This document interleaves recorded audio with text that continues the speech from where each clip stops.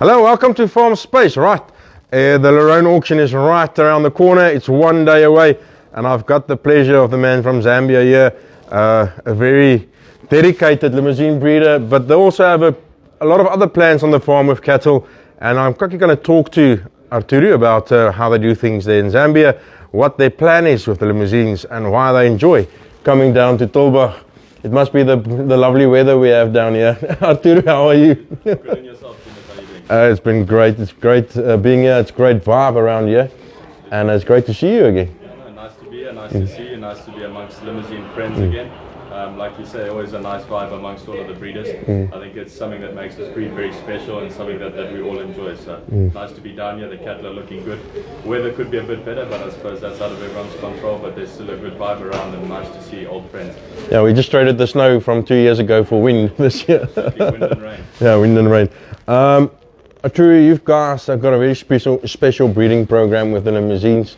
Although you are stud breeders, the limousine for you plays in the commercial herd a very important role. Give us a quick example, but let's start at the sort of country that you do farm in, your environment, and then how the limousine fits into your program as a commercial farmer. Yeah, so we run commercial herds on two of our properties, one in the central part of the country and one in the northwestern part of Zambia. Both very high rainfall areas.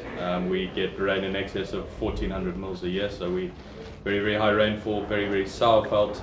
We get a lot of pressure from parasites, a lot of tick pressure, a lot of different diseases. So we've got to be very strict on the type of cattle we use, and made a conscious decision a couple of years ago to transform our commercial herds to be based more on a Boran type cow, which we would then use limousine bulls on. So yeah, as you say, I mean, our stud herd is something we place great focus on, but that stud herd is primarily there more so to produce bulls that are going to be able to adapt and work in our commercial herds, because we find that the Limousin Boran cross is fantastic for us, and it's something that we want to proceed with going forward. We think it's a fantastic cross in our herd and think it's something that's got a lot of potential for beef production in Africa, not only in Zambia but in other countries as well. Quickly on that, do you keep some of those females back in that crosses as well to be part of your herd, making sure whatever you go, then you can go Boran limousine or limousine on the Boran cross again? Absolutely. So I mean, and again, it goes before we get there. I think it goes back to the type of animal we use. We've been very strict from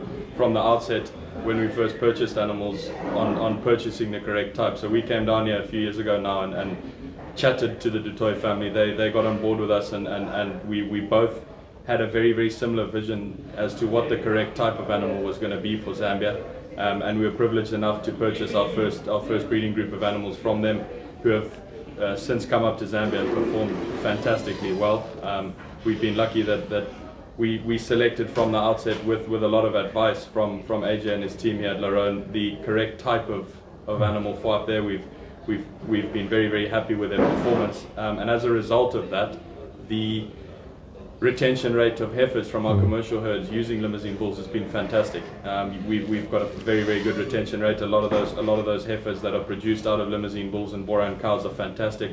The limousine gives good capacity to those cows. We're still lucky that we're maintaining a nice smooth coat on all of our cattle, and again, I think that goes back to the type of bulls we're using. We aim to use early maturing, medium frame, thick, more maternal type limousine bulls, and as a result our herds are really healthy, and the retention rate on heifers is fantastic. So yeah, it's definitely no longer a breed that many would regard as a terminal cross. I think if you use the correct type of bulls, then your retention rate is going to be fantastic. Your part of the world is very hot, quite close to the equator. European breed, adapting over there, is it easy? Does it take some time, or it's going to adapt and take time to adapt anyway? But does the limousine work there? I know heat and fertility has got a direct correlation. Does it adapt in that sort of conditions? Absolutely. I mean, we've been pleasantly surprised. We obviously, like you say, thought when we first purchased these animals a few years ago, when they first came up to Zambia, that there was going to be quite a substantial adaptation period. But in all honesty, they adapted a lot quicker than we initially expected, and we've got now many animals, limousines up there that are doing really well. They took the move very well. And again, it goes back to the type of animals we're purchasing. We've been very strict on what we purchase, and yeah, I think that's bearing fruit up in Zambia now. We've managed to get a herd established that is thriving. It's like you say, we're very hot, we're dry. We're going into a very hot dry period at the moment, towards the end of our dry season, and it's a tough period, but the cattle are thriving, the cattle are doing well. So no, we're very happy. On the society itself, it's now the Southern Africa Society. What do you believe is the advantages of there being a society that not just focusing on South Africa, but the southern or the old SADC countries, as we call them? Is there an advantage for the guys, you think? Absolutely, I think it's a massive advantage to all of us. It gives us a collective that incorporates not only South Africa, but as you say, the breed is further afield, north of the Limpopo, and I think there's a lot of us that are now very interested in the breed, and there's increasing interest from countries north of the border. So it's fantastic for all of us. It allows us to all feel as though we're part of an inclusive society that's catering to the needs of all of us, and it also encourages a good vibe amongst all of the different breeders, which I think is fantastic for the breed and is really taking the breed forward. You know, the cattle are one thing, but the people behind the breed also play a massive role in guiding the direction of where the breed's going. And I think we're lucky that we've got a very, very good group of breeders from all over the SADC region that are all pressing in one direction. And I think the results speak for themselves and show where the Limousine breed is going. From your side, you work with this Limousine Society, the Boran Society as well.